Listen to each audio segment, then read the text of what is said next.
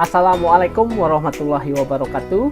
Jumpa lagi dengan saya dalam mata kuliah General Linguistik. Pembahasan kita kali ini adalah pragmatik. Secara umum, pragmatik ini membahas tentang makna, sama seperti semantik yang sudah kita bahas sebelumnya. Baiklah, untuk detailnya kita langsung saja masuk kepada pembahasan tentang pragmatik. Kalau kita bicara tentang makna, berarti kita berbicara tentang general meaning dan implied meaning. General meaning adalah makna umum atau makna yang sebenarnya atau makna kamus, atau tak jarang disebut juga dengan makna literal. Apa yang diungkapkan dalam satu ujaran, maknanya langsung terbawa oleh ujaran itu. Sedangkan yang dimaksud dengan implied meaning itu adalah makna yang tersembunyi, atau biasa juga disebut dengan makna non-literal. Artinya, makna itu tidak berada di dalam teks. Karena dia bahasa, yaitu vokal simbol, baik general meaning maupun implied meaning selalu tetap berhubungan dengan kata, kalimat, dan diskurs. Dalam hal ini, kajian makna ini berhubungan dengan semantik. Sudah kita bahas pada video sebelumnya. Kemudian, yaitu pragmatik, yang akan menjadi pembahasan kita kali ini. Kalau kita lihat secara umum, semantik itu berhubungan dengan what are you saying? Apa yang kamu katakan. Berarti makna berada dalam ujaran yang kita ucapkan, atau ujaran bahasa yang dikatakan. Sedangkan pragmatik itu, what do you mean? Apa maksudmu? Jadi, makna itu tidak berada dalam ujaran, tetapi dia berada di balik ujaran itu, secara tersirat atau tersembunyi. Untuk detailnya, kita langsung masuk saja kepada pembahasan tentang pragmatik. Secara konseptual, pragmatik itu adalah cabang dari linguistik yang membahas tentang makna dari sebuah ujaran atau intention, yaitu maksud dari sebuah perbicaraan. Kemudian, pragmatik itu juga merupakan the study of the invisible meaning, yaitu mengkaji makna yang tersembunyi atau makna yang tidak ada dalam sebuah ujaran. Kedua konsep ini berhubungan dengan konteks. Jadi bagaimana makna itu tersembunyi dalam sebuah ujaran itu tergantung kepada konteks. Yang menjadi konteks dalam hal ini adalah setting yang berhubungan dengan waktu dan tempat, kemudian partisipan yang berhubungan dengan siapa yang ikut serta dalam ujaran itu, kemudian ada end, maksud dari ujaran itu, kemudian ada act, gestur, seperti kedipaan atau anggukan atau gestur-gestur yang lainnya. Ada key yang berhubungan dengan cara pengucapan seperti stress, tekanan, pitch, intonation, dan lainnya. Kemudian ada instrumen, katakanlah telepon, surat, atau yang lain-lain. Ada juga konteks itu yang berupa norma atau aturan sosial atau adat istiadat. Dan ada juga konteks itu yang berupa genre. Genre itu dalam suatu bidang, katakanlah ekonomi, politik, agama, dan lain sebagainya.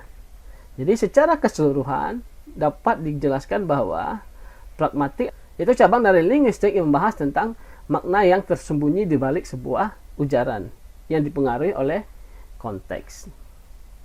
Jadi mungkin kita sebagai orang timur, katakanlah merupakan orang-orang yang sering menggunakan konsep pragmatik ini dalam berbicara, yaitu seperti makna kiasan, metafor, dan lain segala macamnya. Dan konsep berbahasa seperti ini disebut dengan BKT, budaya tingkat tinggi, yaitu dia menyampaikan sesuatu tapi tidak langsung kepada sesuatunya. Dan itu banyak contoh dalam kehidupan kita sehari-hari. Dan hal itulah yang akan menjadi fokus dari pragmatik. Baiklah, sekarang kita masuk kepada kajian-kajian dalam pragmatik itu. Jadi topik yang umum dalam pragmatik itu adalah yang pertama deixis, speech act, dan politeness. Deixis ini adalah berhubungan dengan person, spasial, dan temporal. Orang, tempat, dan waktu. Kemudian speech act ini berhubungan dengan locutionary, illocutionary, dan perlocutionary. Dan politeness ini berhubungan dengan FTA, face threatening act, dan FSA, face saving act. Jadi kita akan membahas satu-satu mengenai topik ini. Yang pertama, kita masuk kepada deixis. Yang dimaksud dengan deixis ini adalah a form of referring that is tied to the speaker context, yaitu sebuah bentuk yang merujuk kepada konteks dari sebuah pembicaraan. Dia saling keterkaitan. Dalam hal ini, deixis itu dibagi dengan 3. Yang pertama, person deixis. Yang kedua, spatial deixis. Dan yang ketiga itu adalah temporal deixis. Jadi sederhananya, deixis ini adalah sebuah bentuk ujaran yang merujuk kepada person, spasial, dan temporal ini. Jadi untuk lebih jelasnya kita akan membahas dengan contoh. Where are those idiot? Kalau kita melihat di sini, where are those idiot artinya mana orang-orang idiot itu. Kalau kita tidak ada konteksnya, kita tidak akan mengerti those idiot itu siapa. Orang-orang idiot itu siapa. Jadi harus ada rujukan, harus ada konteksnya. Namun ketika kita sudah punya konteks, kita akan sangat gampang memahami those idiot itu siapa gitu. Atau contoh ini, the guy asked you to come. Lelaki itu menyuruh kamu untuk datang. Lelaki yang mana ya gitu. Itu karena kita tidak tahu konteks. Jadi kalau kita tahu konteks, kita akan tahu siapa the guy itu. Jadi those idiot sama the guy ini adalah salah satu di antara contoh-contoh dari person deixis. Jadi bentuk deixis ini banyak sekali keluar dalam ujian-ujian bahasa Inggris, mulai dari SPMB, tes PNS, dan segala macamnya gitu. Mungkin kalian pernah melihat dalam soal seperti ini, titik-titik refers to. Itu biasanya berhubungan dengan deixis ini. Sekarang kita lihat yang spasial. Spasial itu yang berhubungan dengan tempat. Contohnya adalah I'll be waiting in there. I'm here right now. Sekarang apakah kalian tahu there itu di mana? Cuma orang yang punya konteks yang bisa memahami there itu. Atau I'm here right now. Saya sudah di sini gitu. Here di mana? Di sininya di mana gitu. Jadi ini sama seperti, katakanlah saya beri ilustrasinya adalah ketika kita berjanji dengan teman kita. Dalam hal ini kita berjanji di kampus. Kemudian kita akan memberitahu teman kita bahwa, hey, I'm here. Natibo si Kuan. Aku sudah di sini gitu. Nanti di sini itu kita sama-sama tahu konteksnya. Kita sudah tahu bahwa here itu artinya kampus. Saya akan menunggu di sana. Di sana itu adalah kampus. Jadi deixis spasial atau tempat itu yang berhubungan dengan in there, here. Gitu. Jadi banyak contoh-contoh lainnya. Ini salah satunya. Jadi nampak di situ bahwa arti in there di sini atau here di sini bukan di sini, tapi in there itu artinya, katakanlah kalau konteks yang saya bicarakan tadi berarti artinya kampus. Here itu artinya kampus gitu. Tapi dia akan selalu berubah tergantung dengan konteksnya yang berhubungan dengan refers to tadi. Selanjutnya tempat, kita lihat contohnya as I explained before, seperti yang saya jelaskan sebelumnya. Jadi sebelumnya itu kan waktu. Apa sebelumnya? Kalau kalian pertama kali melihat video ini akan bingung. Sebelumnya yang mana gitu. Tapi kalau kita sudah punya konteks, mungkin kita akan tahu sebelumnya itu apa. When in that moment I adore you. Waktu itu saya mengagumimu. Berarti harus ada konteks untuk memahami before ini dan in that moment, pada waktu itu. Jadi itulah yang dimaksud dengan deixis itu. Jadi form, bentuk-bentuk kata ganti yang menyatakan orang, waktu, dan tempat. Itu ada banyak jenisnya, ada banyak katanya itu. Jadi biasanya deksis ini berhubungan dengan komunikasi tulis. Banyak sekali dalam komunikasi tulis untuk menjadikan kata ganti. Oke, baiklah, sekarang kita masuk kepada yang kedua, yaitu speech act.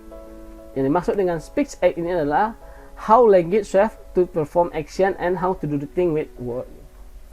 Jadi adalah bahasa sederhana speech act ini adalah tindak tutur. Tindak tutur itu adalah bagaimana seseorang menyampaikan sebuah utterance, sebuah bahasa, kemudian dia mengharapkan suatu tindakan dari bahasa itu.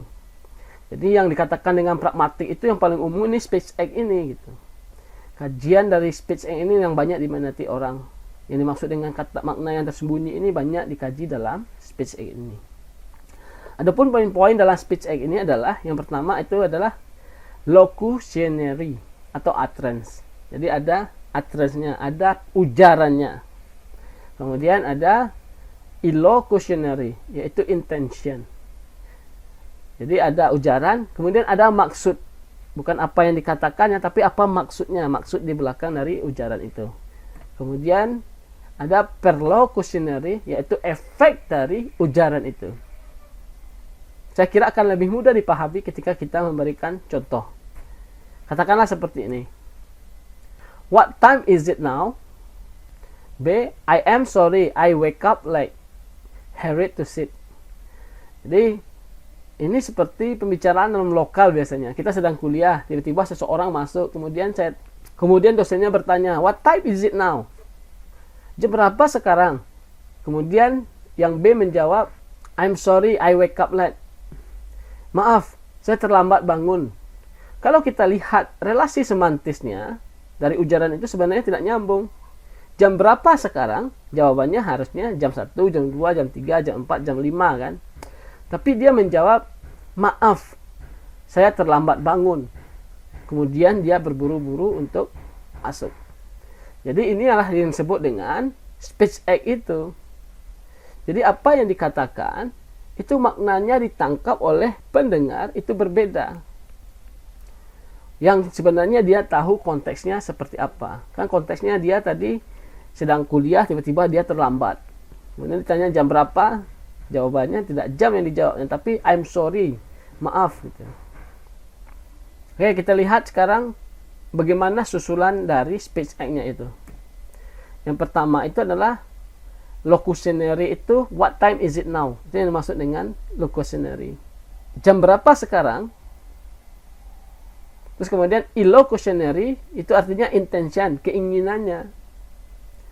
Jadi makna dari what time is it now itu adalah kenapa kamu datang terlambat. Itu maknanya. Itu jauh sekali kan?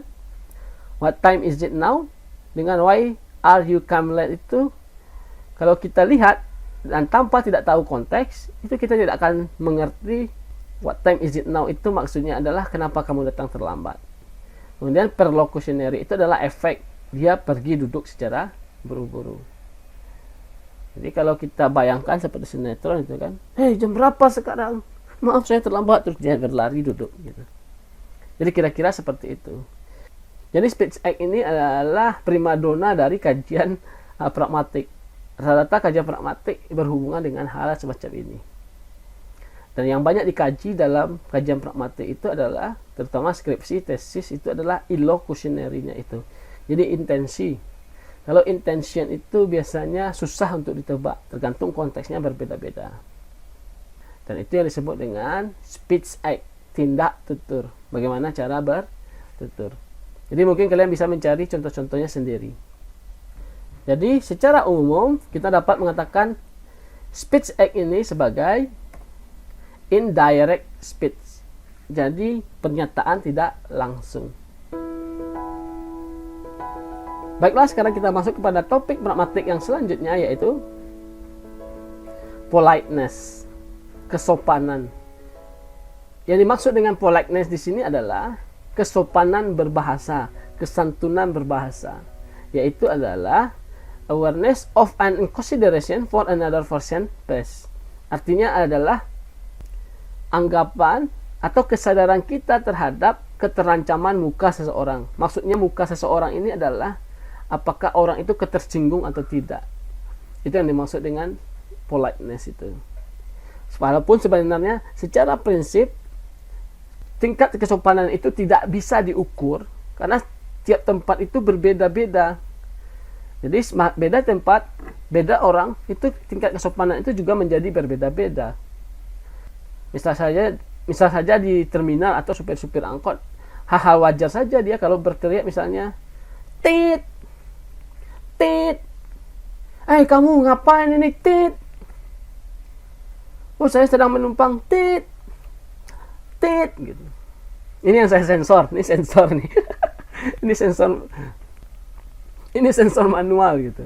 Jadi artinya di sesama mereka tidak terjadi ketersinggungan. Tapi mungkin di orang lain itu bisa menjadi tersinggung gitu. Kalian sama besar, makanya dalam bahasa itu ada tingkatannya. Apalagi budaya di Indonesia itu ada tingkatannya. Kalau di Jawa itu ada bahasa Jawa halus dan ada bahasa Jawa kasar.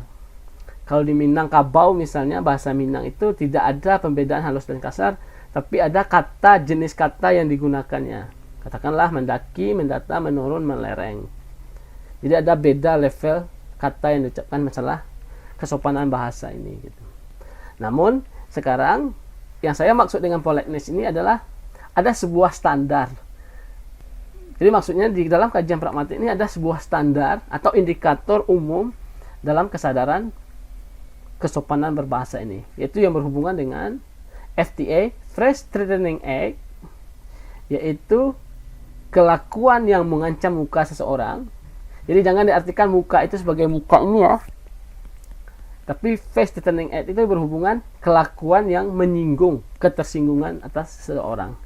Yang kemudian ada Face Saving Act, jadi kegiatan atau act berbahasa yang menjaga tentang ketersinggungan seseorang. Dia menjaga muka seseorang gitu. Jadi ini seperti ada level kesopanan. Ada berbagai macam strategi-strateginya gitu. Kalau kita contohkan dalam bahasa Inggris, itu akan jelas banyak susunan-susunan tingkat kesopanannya itu. Sekarang kita jelaskan pakai contoh biar lebih gampang untuk dimengerti. Sekarang kita lihat konteksnya. Someone play music loudly. Seseorang membunyikan musik secara keras. Apa yang kita lakukan kalau kita mendengar musik secara keras dan kita tidak suka? Bagaimana kita suruh dia berhenti? Jadi dari situ akan banyak nampak muncul tingkat kesopanan berbahasa seseorang. Kita mulai dari FTA yang mengancam atau bisa membuat orang tersinggung gitu. Katakanlah seperti ini. Yang pertama, turn off the music. Matikan musik itu. Berarti itu adalah perintah. Kalau yang berbicara dengan yang mendengar itu selevel atau yang mendengar levelnya lebih tinggi secara status sosial, itu akan terjadi ketersinggungan. Itu bisa dianggap tidak sopan. Jadi perintah itu merupakan jenis ujaran yang paling tidak sopan dalam kesantunan berbahasa. Jadi ada konteksnya ya. Selanjutnya bisa saja dikatakan agak lebih sopan sedikit. Don't play your noisy stereo anymore. Jangan putar musik yang berisik itu lagi. Dia bukan memerintah, tapi dia bilang jangan. Berarti sebuah attention. Tapi di sini ada noisy stereo, berisik. Jadi pemilihan katanya itu membuat tidak sopan juga. Kemudian pada tingkatan yang lebih sopan, are you okay? So you play your stereo so lightly. Apakah kamu tidak apa-apa mendengar musik itu yang sangat keras? Itu sebenarnya bentuk perhatian, tapi dia tetap menyinggung. Maksudnya itu matikan musiknya gitu. Tapi itu cukup lebih sopan dari sebelumnya. Kemudian, are you out of mind? Apakah kamu tidak berpikir? Matikan musik itu. Jadi tetap saja dia tidak sopan. Dia tetap saja mengancam muka orang. Berkemungkinan untuk mengancam tingkah seseorang. Kemudian, please turn off the noisy music. Jadi ada kata please-nya. Biasanya kalau kata please ini lebih sopan, tapi karena turn off the musik yang berisik itu, tolong matikan musik yang berisik itu. Tapi tetap juga intensinya itu tidak suka gitu. Jadi merendahkan seseorang. Jadi kira-kira itulah level-level dari face threatening act itu. Jadi namanya kelakuan berbahasa yang mengancam muka seseorang. Artinya yang menyinggung seseorang. Sekarang kita lihat tingkatan yang lebih sopannya, yaitu FSA, face saving act. Bagaimana berbahasa itu dengan lebih sopan? Kita lihat contohnya. Yang pertama yaitu, can you turn off the music please? Bisakah kamu matikan musik itu? Please. Apa ya dalam bahasa Indonesia please ya? Please gitu. Jadi sama seperti memohon mungkin ya. Saya kurang bisa mengekspresikan please ini dalam bahasa Indonesia gitu. Tapi mungkin kita bisa paham maksud dari please ini ya. Kemudian untuk akan lebih sopan lagi kalau bicara seperti ini. Could you turn off the music please? Jadi sama-sama sebenarnya artinya dengan can tadi, tapi kok itu tingkat kesopanannya itu lebih tinggi gitu. Atau kita lanjut yang lebih tinggi lagi. Would you turn off the music please? Gitu. Jadi semuanya can, could, would itu semuanya sama. Dia bertanya, dapatkah kamu mematikan musik itu please? Gitu. Jadi inti dari kesemuanya itu adalah, dapatkah matikan musik itu? Aku mohon. Gitu. Aneh ya kalau kita bilang aku mohon gitu. Oh mungkin gini, aku mohon dapat. Oh enggak. Ya, pokoknya mengerti lah ya. Oke. Kemudian ada tingkatan yang lebih sopan lagi, misalnya, do you mind turning off the music? Apakah kamu tidak keberatan untuk mematikan musiknya? Jadi dalam hal ini, tuning the music itu lebih sopan. Kita menjadikan ing itu, dia lebih sopan gitu. Do you mind? Apakah kamu tidak berkeberatan untuk mematikan musik? Gitu. Itu lebih sopan. Jadi dari urutan pertama sampai paling bawah ini adalah tingkat kesopanan. Yang di atas paling tidak sopan, kemudian sampai paling bawah itu adalah sopan ya. Saya lupa memberikan konteks itu, supaya akan lebih mudah dipahami. Oke. Sekarang kita lanjut. Ada yang lebih sopan lagi. Would you mind turning off the music? Dia sama juga nyuruh, oh, bisa matikan musiknya enggak? Atau bisakah musiknya dimatikan? Dia bertanya tapi tidak menyuruh, tapi mengharapkan pengertian orangnya itu gitu. Kemudian ada yang lebih sopan lagi. Why don't you turn off the music? Kenapa tidak dimatikan saja musiknya? Jadi dia semua sifatnya pertanyaan. Jadi sifat pertanyaan itu memberikan keputusan kepada orang yang diperintahnya itu. Jadi itu akan lebih sopan lagi. Kemudian ada level berikutnya. I wonder if you could turn off the music. Pada prinsipnya semuanya sama. Artinya matikan musik itu. Dengan bahasa yang lebih sopan. Tingkat kesopanannya. Jadi kalau dalam bahasa Inggris jelas ada kunci-kuncinya seperti ini. Can, could, would itu semuanya sama artinya. Dapatkah? Tapi level can, could, would itu berbeda. Tingkat kesopanannya.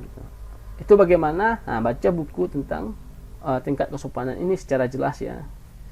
Dalam komunikasi sehari-hari mungkin kita tahu hal yang semacam ini. Tapi kita tidak tahu standarnya yang bagaimana. Kadang-kadang tersinggung saja. Katakanlah misalnya kalian mahasiswa. Saya dosen, tiba-tiba kalian WA saya atau SMS saya. Kalian bikin di situ, Pak, tidak kuliah hari ini, Pak. Ini mahasiswa ini tidak sopan sekali, saya bilang. Padahal maksud kalian di situ adalah, Pak, tidak kuliah hari ini, Pak. Mungkin itu maksudnya. Tapi karena key yang kalian berikan, jadi salah saya menangkapnya. Nak kuliah hari ini, Pak. Tambah lagi ada emoticon senyumnya. Pak, nak kuliah hari ini, Pak. Nah, maksudnya emoticon senyum. Tapi karena saya bacanya berbeda, karena key yang kalian berikan, jadi berbeda maksudnya. Ini mahasiswa memerintah saya nih kayaknya nih. Oh, ini siapa namanya nih? Tapi kalau saya khususnya tidak. Karena saya tahu, senakal-nakal mahasiswa, ujarannya tidak sopan, itu karena apa? Karena mereka belum tahu saja. Tapi ada juga dosen yang tersinggung dengan hal itu. Jadi hati-hati. Mulai sekarang belajarlah gitu. Jadi makanya banyak mahasiswa itu dalam bimbingan dan dilayani oleh dosen. Masalah sepele seperti itu. Masalah tingkat kesopanan ini. Ya banyak hal lah. Atau bisa saja kita dapat SMS dari seorang wanita, kita bisa jadi GR misalnya. Katakanlah junior kita, dia bilang sini, "Bang, saya tidak sibuk, saya sedang butuh bantuan." Tapi kita membacanya seperti ini, "Bang, apakah abang tidak sibuk? Saya lagi butuh bantuan abang." Jadi kesannya, oh kita menjadi GR. Jadi banyak kiki dari sebuah tingkat kesopanan itu menjadi salah paham. Oke ya, nah, mulai sekarang karena kita sudah belajar pragmatik, setidaknya kita harus mencari konteks. Maksudnya itu pelajari budayanya, pelajari konteksnya. Jadi mungkin itu banyak sekali contohnya. Tempat berbeda saja beda makna. Orang berbeda saja beda makna. Genre yang berbeda itu beda makna. Beda intonasi saja beda makna. Beda key-nya saja atau note-nya, katakanlah kita pakai gini-gini. Saya maksudnya berkedip-kedip, itu bisa menjadikan beda makna. Dengan begini saja beda makna. Jadi konteks itu mempengaruhi. Jadi untuk memahami bahasa dengan baik kita harus memahami konteks. Oke ya? Bosan ya? Saya juga bingung bagaimana cara untuk meng-closingnya nih. Nah, oke, baiklah.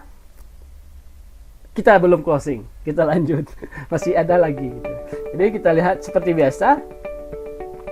Why should pragmatic be studied? Mengapa pragmatik itu perlu dipelajari? Ya seperti biasa lah. Science, kemudian language education. Jadi artinya pragmatik ini adalah bagian dari science yang bisa dikaji banyak hal. Nanti kalian bisa bikin skripsi. Ini paling banyak disukai dan paling menarik untuk ke depan orang dalam bahasa Inggris atau bahasa Indonesia membahas tentang pragmatik ini. Kemudian language education, yaitu pembelajaran bahasa. Bagaimana bahasa itu diungkapkan, bagaimana cara berkomunikasi dengan baik, itu dengan pragmatik. Dan kalau kita bisa berpragmatik, saya kira dalam kehidupan kita akan gampang dalam berkomunikasi. Jadi untuk lebih detail, kalian bisa baca sumber-sumber lain, atau kalian bisa baca dari buku saja. Saya kira closingnya ini aja ya, seperti ini saja. Akhir kata, si Rahmat makan pepaya, selamat lah ya. Assalamualaikum warahmatullahi wabarakatuh.